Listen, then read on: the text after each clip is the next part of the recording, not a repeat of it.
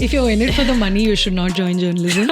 The problem is in the information delivery and not in the audience. Have you already prepared yourselves some monetization plans? Giving you the ethics of old school TV journalism, but packaged in a digital format. Advertisements have to shift from legacy media to the media that's actually doing good work. Right. Is there a dark side to journalism? The whole TRP game. That is, I think, the darkest side of Indian TV journalism. As soon as somebody starts crying, you'll ask your camera person, start shooting.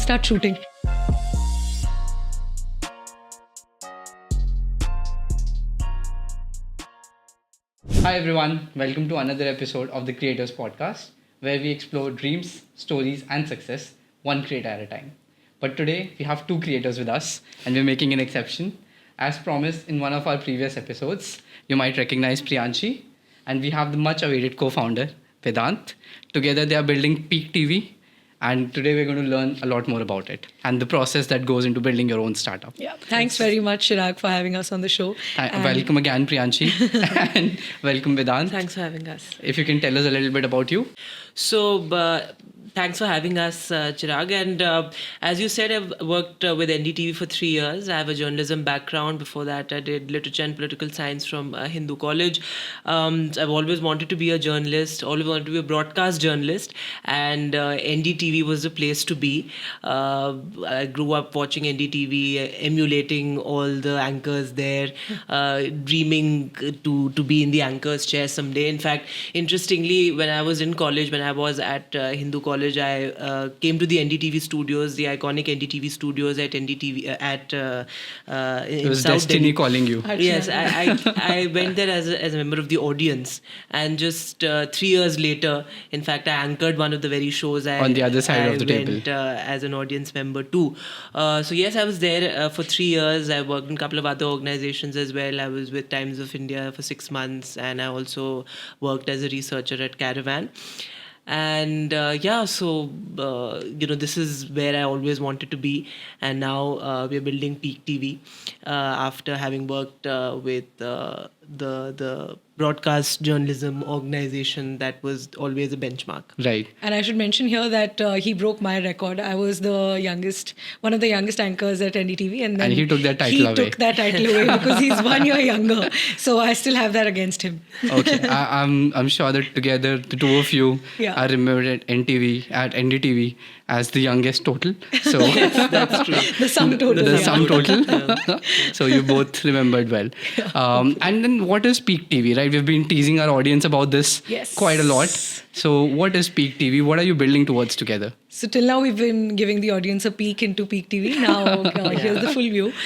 So both of us, Vedant was still working at NDTV till December last year, and I had left 2 years ago, and that's when I went to ISB. Right. And then both of us were thinking about what to do next, because he also wanted to leave NDTV and I had already left. We were thinking about what to do next, and that's when I had started freelancing and making short form videos on the internet, like analytical research-backed news videos that were being received really well and getting very good views on social media. So I think it always starts with one of those most random conversations. One day I texted him that, listen, do you want to do something together? This is during your time in ISB. Yes, while I was at ISB, I texted him, do you want to do something together? And this is literally my text. And he said that, yeah, I also want to do something. And we had been discussing it, but one day I just said that let's commit to something together and let's decide that we want to work together, and then we'll figure out what to do. Right. And I think that's when it started with just one random text. And that's when we started thinking about what specifically we want to do. And what we saw, what we used to keep joking about with a few of our friends, is that they didn't know anything. That this is only against our friends and not against anybody else who doesn't know anything. It's completely fine because you have your own life and not everybody wants to be politically aware of or read the newspaper or read the news, and it's completely fine. But we used to make fun of our friends that, oh, you don't know the chief minister of your own state. So I think that deserves to be made fun of for our friends, but not for general people. But yeah, I think that just made us realize that that the problem is in the information delivery and not in the audience. Right. That people our generation will not watch a 1 hour primetime show, or will not watch a 1 hour morning bulletin, or read a newspaper Right, the spending 2 times have hours on it. changed. Yeah. So the way people consume information has completely changed. They don't have the attention span. They have the attention span of a snail. It doesn't go beyond 90 seconds or 2 minutes. People can't even watch full movies these days because it requires you to sit at a place for Right. 2-3 hours. So that's when we realized that it's not their fault. They want to know. Our friends also were curious. They wanted to know. When we used to explain stories to them, they would be really interested in understanding some very complex stories, but they just didn't have the right mechanism delivering those stories to them.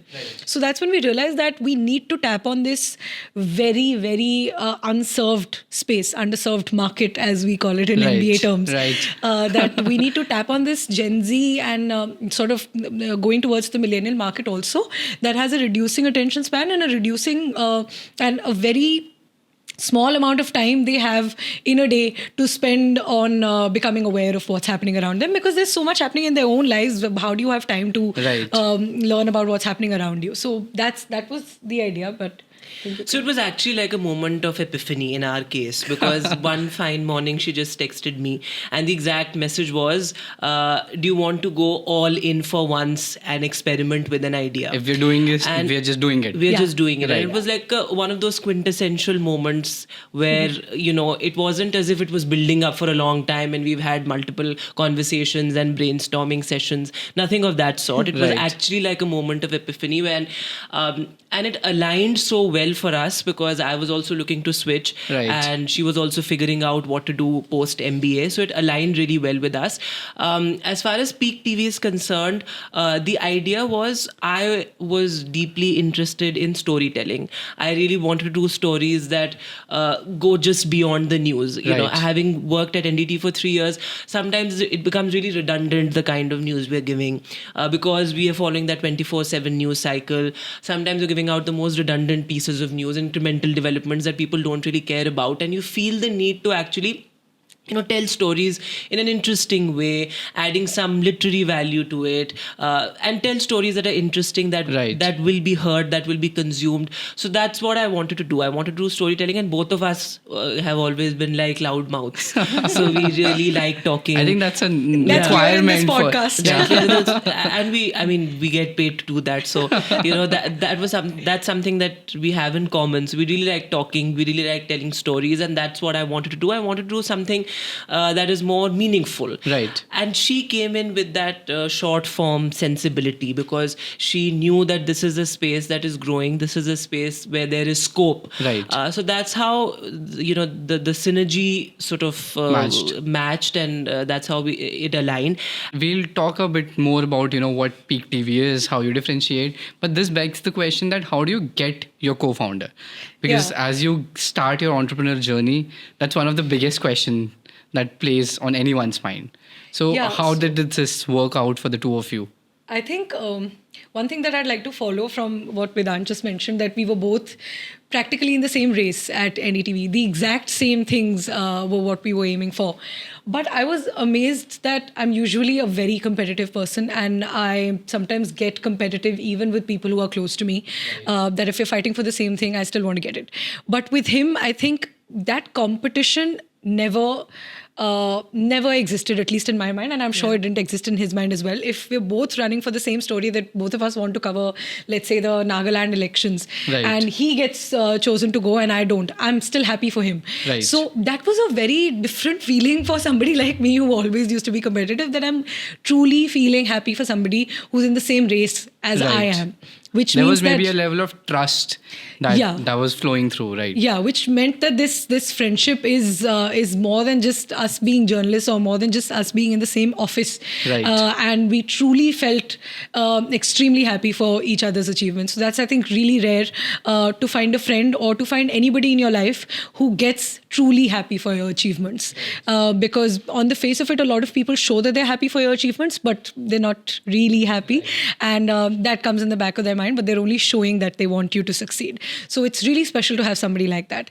Now coming to how to fix on a co-founder, I think I don't want to flatter you, but I think I have truly been blessed. I mean, I used to look up to him as a journalist at Right. NDTV, his work ethic, I think we were fortunate that we got to see each other working in the same environment that we want to work in our startup as well. Right. That we had 2-3 years to notice each other's work ethic, each other's professionalism, each other's journalistic skills. Right. That we had like enough context on both of us to know we don't have to think of a second option when it comes to looking for a co-founder. So I think we were lucky in that sense that we weren't just friends, but we were friends in the same workplace. Right. We were friends who were doing the exact same thing. What advice we can give generally to people is that you need some work context on your co-founder. You don't just need to know how they are as a person. Even if you've not worked with them, you need to talk to people who have worked with them, and you need to get those small nitty-gritties of do they run away from work on at times when work really needs them. These Right. kind of things you need to know before you fix on a co-founder. Do they run away from challenges? Do they run away from work when they think something is unachievable, or do they get or does that fuel them even more towards achieving it? Right. These are the kind of things that knowing somebody as a friend will never tell you. Right. You need to know them in a work environment. So if you don't know that yourself, you've not seen that yourself, you should get context from somebody who's worked with them.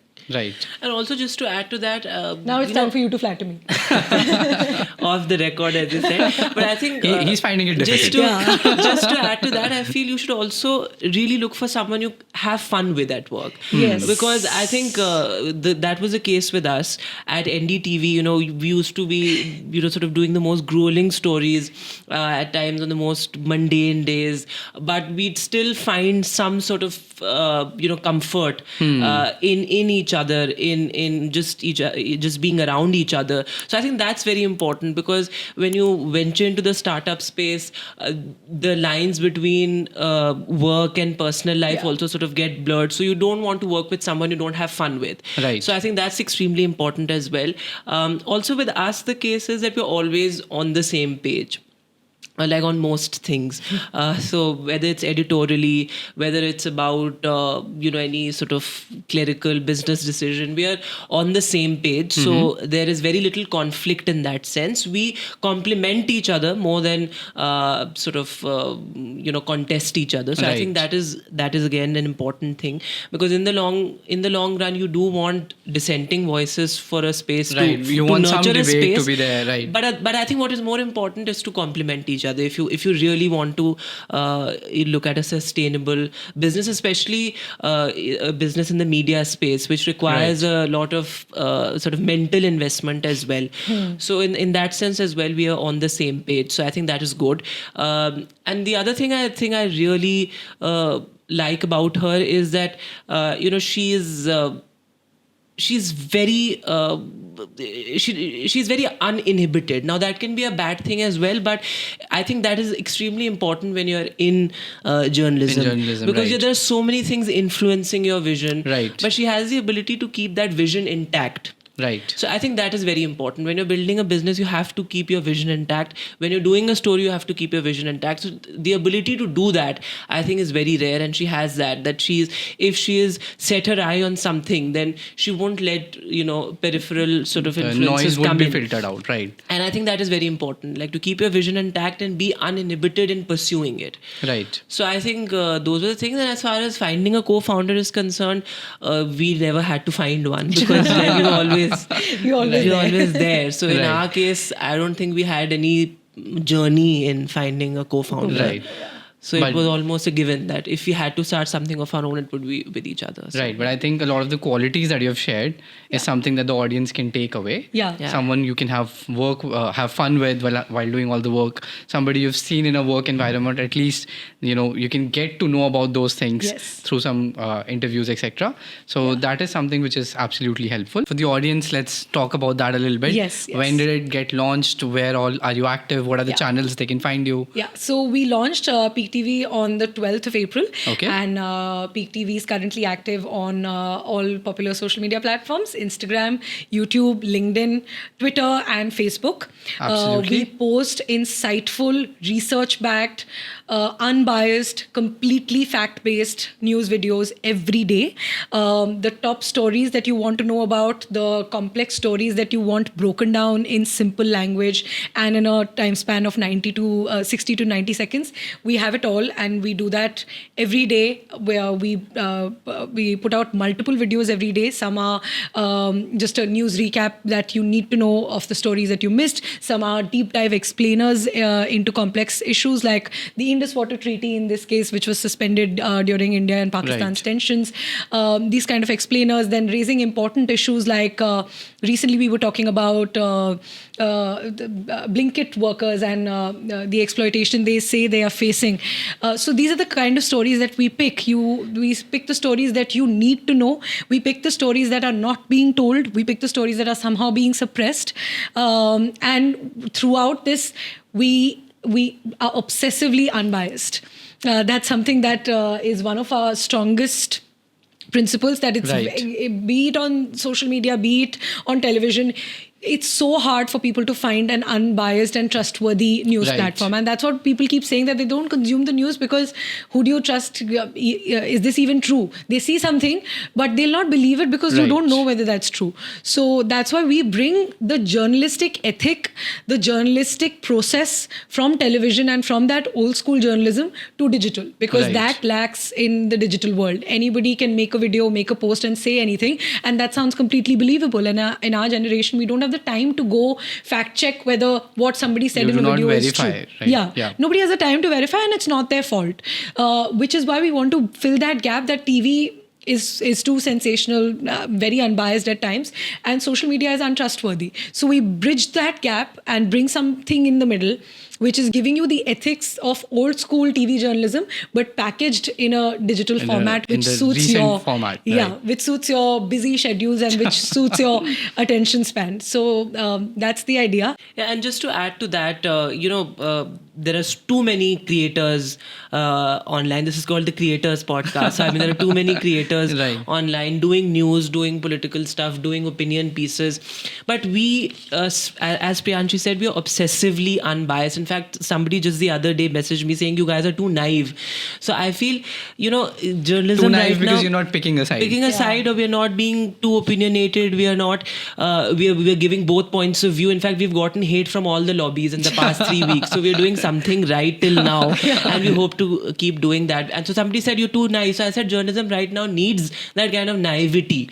Because we are not peddling anybody's agenda. We are simply doing journalism. So because nobody is doing it, we might seem naive or we might seem too idealistic. But what we do is just simply tell what we see. So that is what Peak TV is about. So if you want old school TV, but not very heavy, not very hectic, then you can come to us and you can, in fact, one of the sweetest messages we got that, this is really, Peak TV is really binge worthy.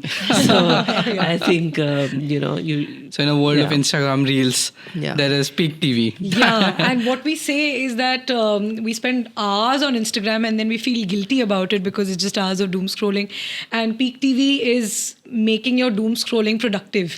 You are addicted to the scrolling. Like back in the day when, we weren't even born, but when smoking got popular, it's because people got habitual to the act of holding a cigarette in their hand. It wasn't the smoking, but it was the style that holding a cigarette with a whiskey glass that got popular. So it's that habit that got people to smoking. And then all of us know about the toothpaste habit. We weren't always brushing our teeth every morning, but it was made a habit. So scrolling right now is that habit, which we completely unconsciously fall back to. Like right now, when Vedant was talking, or when at a time when I'm thinking that I don't have anything to say, then I would probably go back to my phone and start scrolling or start seeing what's happening. So that's just become such an unconscious habit that it's sort of a muscle memory that you pick up your phone and you start scrolling.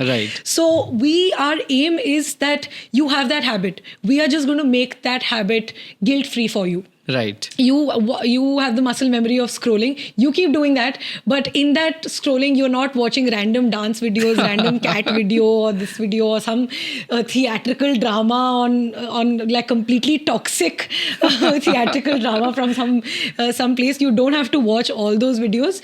You continue your habit, but you make it productive, and you're getting more informed, and you're getting educated on topics that you Right. need to know while you continue your scrolling habit. So that's the idea, and that's where the name Peak also comes from. That it's a peek into the real India. It's a peek into the most important stories that you need to know, Right. because it's under 90 seconds. It's around a minute. So it's a peek into these stories, but it's a peek that you must have. Right. No, that's interesting. And we're going to post all the links in our description Yeah. through our channels. And I'm sure the audience will find Yeah. a lot of value in this. Right now, it's completely bootstrapped. Yes. And you're in talks with investors potentially. Yeah, but we're not looking to raise at this moment.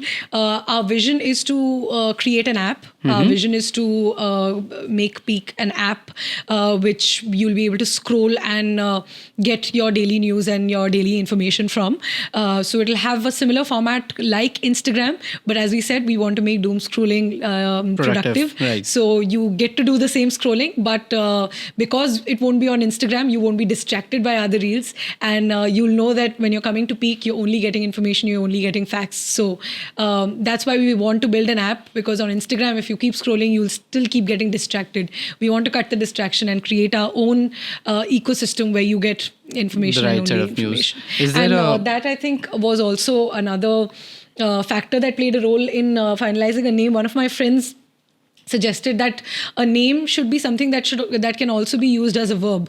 So Okay. when you are looking for a name for your company, it should be something that can be used as a verb. That peaking is the new scrolling, is how we say. So that helps you with the tagline Yes, that you can yes. associate it with. Yeah, and also an or- activity like a habit. Right. Yeah. You know, so that I'm peeking. That Right. oh, did you hear about this story? No, let me just peek Peek it. into it, right? Yeah. create more resonance. Right. Yeah, among yeah. users. Okay, So if that's- you choose a name that can be used as a verb, it's also, I think It's smart it adds marketing. to, yeah. Hopefully that we'll see in the next few months So to come. have you already prepared yourselves some monetization plans? Is there some Yeah. revenue model that you're thinking about? If you want to talk about that a little bit. So as Priyanshi said, our long-term vision is to create an app, basically a repository of stories, an Right. archive of stories. As far as the monetization plan is concerned, currently we're on all social media platforms. Of course, ad revenue is something that we're looking at. And again, the philosophy behind it is that, nowadays a lot of new age media platforms are averse to advertisements, but we are clear that we do want ad advertisements on our platform, because again, ad money has to shift from the legacy media, from the traditional media to new age media, Right. because this is an expensive business. News gathering is not easy. Not easy, right. If we do want to do ground reporting as well, we do want to do documentaries. Is ground reporting a part of your plans currently? Yes. Yes, so we are going to start ground reporting very, Okay. very soon. Documentaries, ground reports, everything, but packaged in a minute. So Everything under 90 That is going to be seconds. interesting. Okay. Yes. Yes. So it is an expensive affair. So we do want advertisement. And again, it's not as if TV wasn't functioning well with advertisements. It's when it got to this stage where the model completely broke, with government advertisements, sort of overpowering the editorial side of it. So advertisements can be useful, and advertisements have to shift from legacy media to the media that's actually doing good work. Right. Which is why we are not averse to ad revenue. Other than that, we are also, crowdsourcing, subscription, that's also part of the plan. And as Okay. far as the application is concerned, once we have the app, then we are looking at several sources as well. Yeah, then we Okay. have a freemium model. Right. That once That's you're on the the MBA app. in you, yes. Yes, that's what I'm getting from ISB. That's 40 lakhs that I've completely gotten all the value out of. But yeah, a freemium model on the app for people who want to have the app ad free, then of course You getting pay a for it. subscription. Right. Then in the future, in the near future, we'll start doing ground reports, documentaries, special interviews, podcasts, and our USP is that we'll shoot all of this in long form, but Right. we'll bring it to you in short form. So even if we shoot a 50-minute interview, we are going to get you the best 5 parts in 5 one-minute videos. Right. Even if we're shooting an interview with an extremely important personality, we will still bring it to you in 90 seconds because Right. you shouldn't have to spend 1 hour to listen to it. Like even in podcasts, even in this podcast that we're Right. shooting, you also will push out shorter videos Right. because you know that people want to watch that. Right. So we will enter all these formats very, very soon. We have some very interesting stories that we want to get a deep dive on. Stories of real India, stories of people who are neglected, stories of communities who are not heard.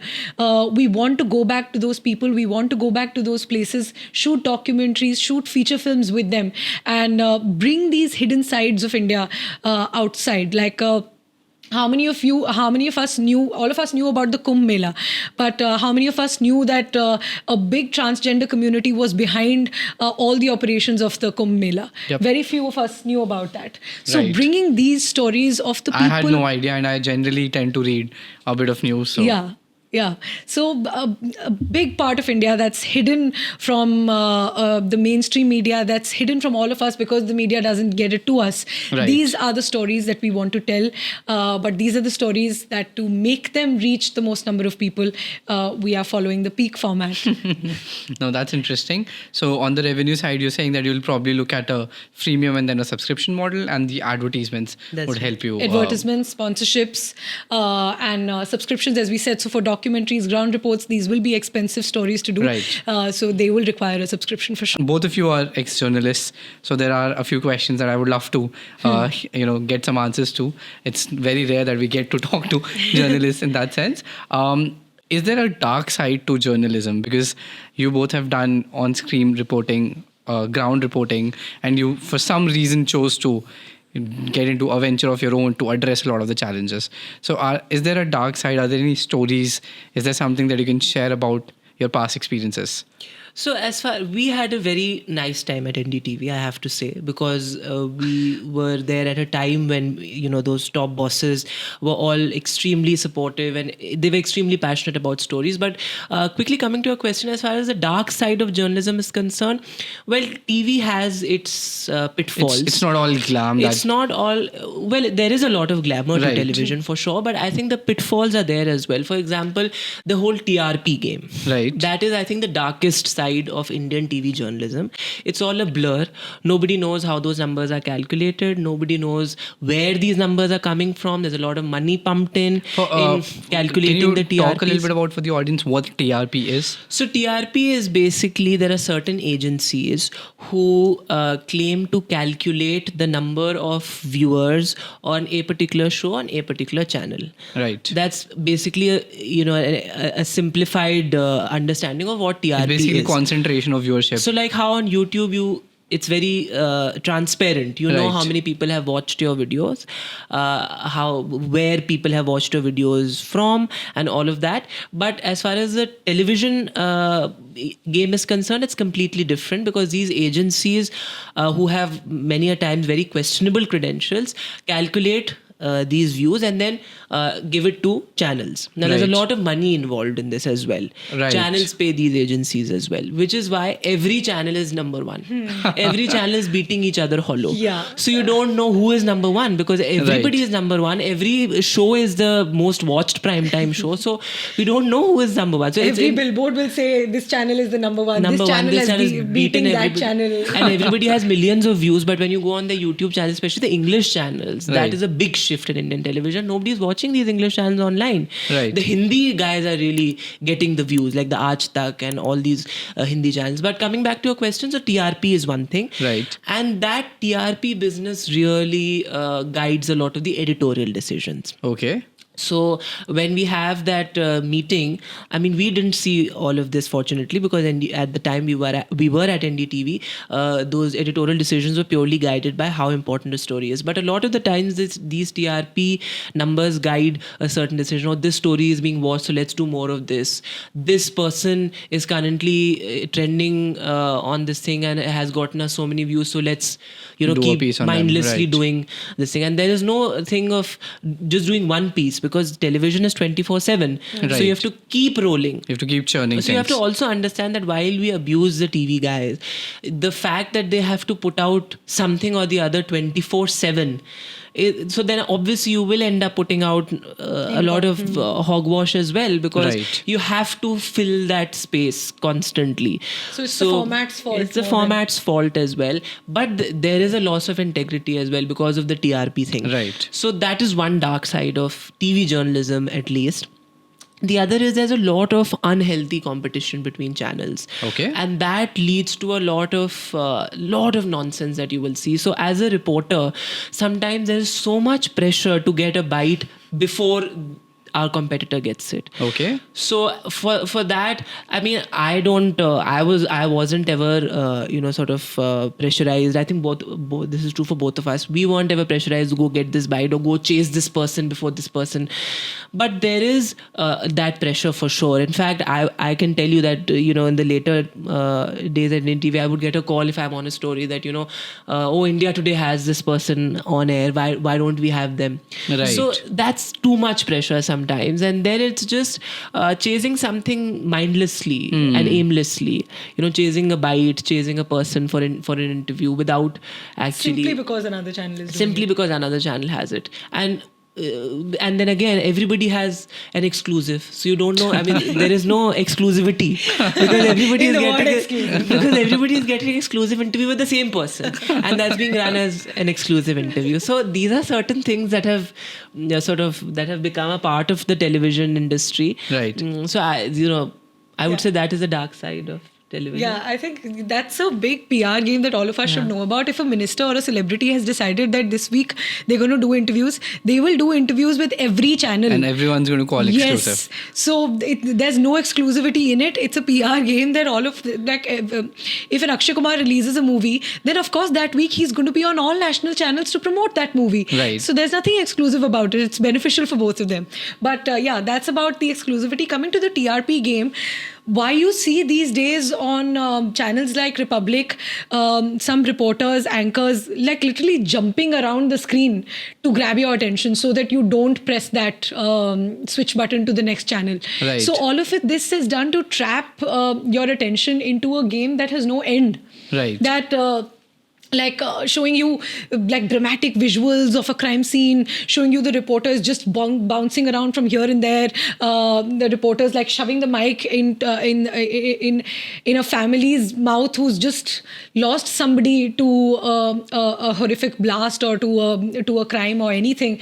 Sorry to cut you off here, but I have to tell you the story because she is talking about the Republic and reporters jumping around.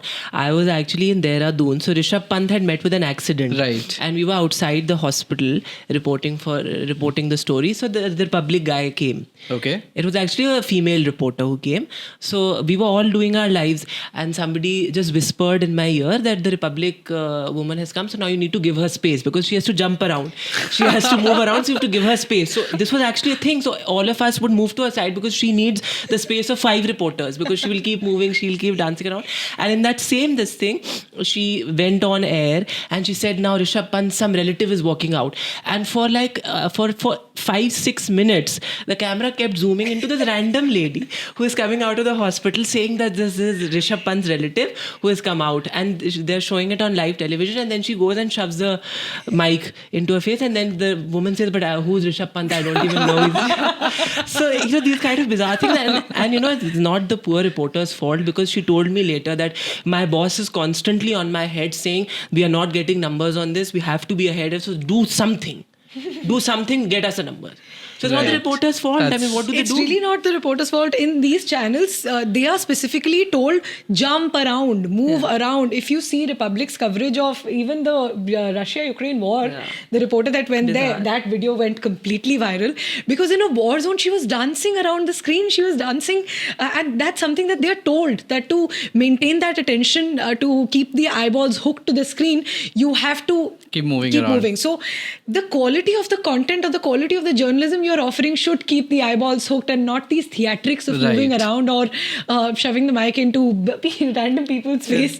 And I think we also fell into that trap. It will be very hypocritical of us to say that, oh, we are better than them. We are really not. We might be slightly different. That's because we were in an organization that never promoted this kind of journalism. So that's that's thanking the organization more than us. Right. So it's not us, but it's the organization. But we also fell into that trap of 24/7 news and showing the best visuals of a story. I think at this point I should narrate that story of yours. That so whenever in TV, it's very important for you to get the most heartbreaking visual of a story. If it's a crime, if it's a Tragedy. riot, if it's a tragedy, as heartless as that will sound, you have to get visuals of people crying. You have to get pictures and videos of people crying, because that will be your opening shot of the report. Because that will make people really feel the pain of that person. And I understand the intent behind it, because that's to deliver the pain of a particular victim of a story. Because otherwise it's hard for people to understand what a person is Right. going through. But that makes you so insensitive that as soon as somebody starts crying, you'll ask your camera person, start shooting. Yeah. That person's crying. And zoom into the tears, zoom into her face so that you can see her crying.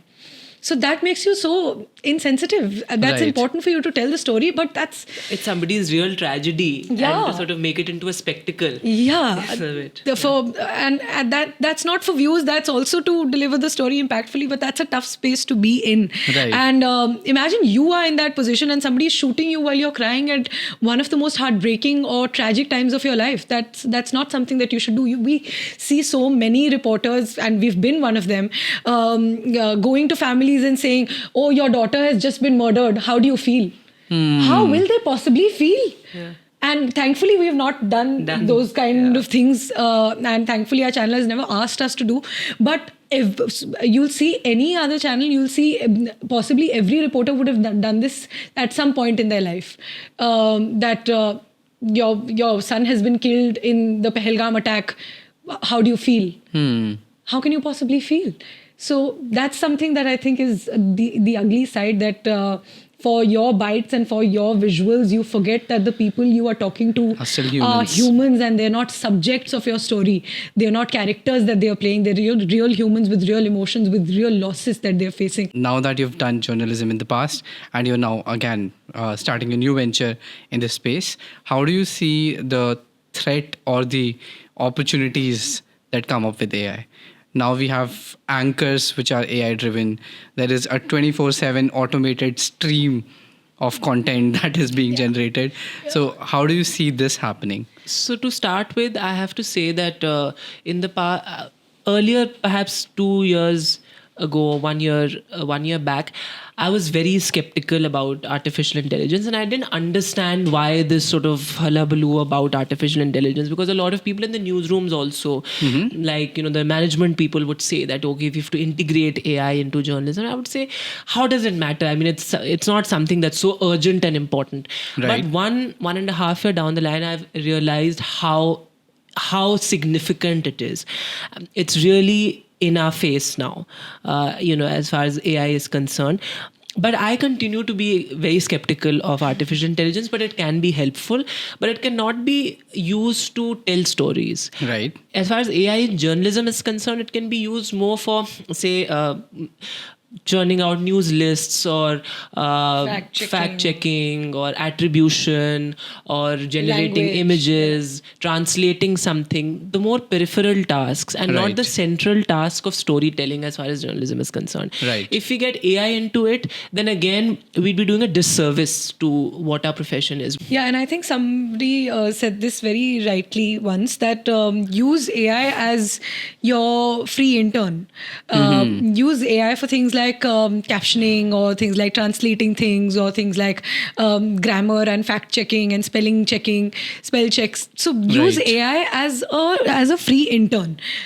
They can't become central to your job, especially in journalism, for reasons that Vedant mentioned. So I think that's the role of AI. But in future, of course, we'll use a lot more AI to increase the speed of our work. We can use a lot more AI in video editing, because currently one video takes around 3-4 hours to edit, because we prioritize very good edits. We prioritize good quality in how our videos are produced. But in the future, a lot of that can be replicated by AI. So the Right. human aspect of storytelling cannot be replicated, but the editing and the clerical jobs, the more clerical jobs, I believe, can be replicated by AI, but not storytelling, of course. And I think to add to all of this and to bring all of this together, that the dark sides of television that we mentioned, and bringing misinformation, AI, everything together. With Peak TV, we aim to solve all of these problems. With Peak TV, we aim to solve all the problems that we mentioned television today has. The sensationalism, the bias, the get the camera to me because I want to show a tragedy. We are killing all of those problems with Peak TV, because our focus is going to be the story. Our focus is not going to be the first one to get you the story, because Right. that compromises quality. We take our time, we think about a story well enough, and that's when we give it to you, when we know that we are giving the correct information to you. We will not jump on a bandwagon simply because all other channels are doing it. So many times you'll have channels then apologizing that we jumped on a fake story, because Right. they do it simply because everyone else is doing. We will never do that, and that's how we'll build trust. I would like to maybe end this on a lighter note. Yeah, I think We mentioned that the journalists have to pander to a lot of hate at times, but I hope they get paid for it. How is the pay scale as a journalist? If you're in it for the money, you should not join journalism. Then please, then if I wanted money, then I should have stayed with Deloitte. Then I should have gone to ISB and I should have Taken the taken the placements. placements. Yeah. But that's something that I think you have to be ready for when you join journalism. I think it's a profession that that is very non-rewarding financially initially. Even if you're on the screen, like a lot of people used to ask me that you anchor primetime shows, you're on TV, of course you'd be making a lot of money. Yeah. Right. And then I would tell them my salary, and they'd be surprised that that we thought that these people who come on TV, they have such glamorous, luxurious lives, they must be making so much money. But that's true for a lot of people who become star anchors. Right. So I'm not going to say that you don't ever make money. At the start, for many years, even after you start reporting, you start anchoring, you don't make a lot of money. What's the brackets, if you can share, like some ranges maybe? Well, that's not into numbers. Yeah, but it's much less than what a consultant at 22 or 23 It's would be embarrassingly making. low, I would say. It's embarrassingly low. But I have to say that for both of us, and for a lot of people, I have to say, for a lot of young journalists, they are not in it for the money. Even people at NDTV I worked with, the pay is really, really bad. So, there are other things that give you joy. That drives you. Like even coming on screen, coming on TV, live reporting. I mean, there are other perks. Like you see history unfolding right in front of your eyes. So there are other perks Right. of journalism. You come on TV. You come on TV. You come on TV. You make so many useful contacts. Right. You're part of the power corridors. So there are other perks of journalism, I would say, and not the money. But I have to mention here the pay disparity in journalism. It's vulgar, the pay disparity in journalism, because you have the star anchors and the top editors who are hired on packages that run into crores, I feel. And then the reporters, the camera people who are, braving the heat and bringing you stories, they're really badly paid. So in television, the pay disparity is really vulgar. And that is something that, And it's good that in the digital space, it's better, I feel. Yeah, the hierarchy or how famous you are, all of that plays a big role in how much somebody is paid in journalism, which is why I said that in the short term, you'll not be paid as much. But if you end up becoming one of those star editors or star anchors, then it's really a very exponential rise. Right. But I can understand. I felt the pain. Started with it. But thanks again for joining. I'm sure the audience is going to be equally excited by Peak TV. Yes. There are a lot of differentiators that you're bringing into it. And for all, I'm going to go check it out right away. Thank you. Thank you. Thank you. Thank you so much for having us. Yeah. No worries. It's been a wonderful conversation. I'm sure a lot of takeaways for the audience. And thank you for joining us. Thank you so Thank you. much. Thank you Thank so you. We much. had a great time. Thank you.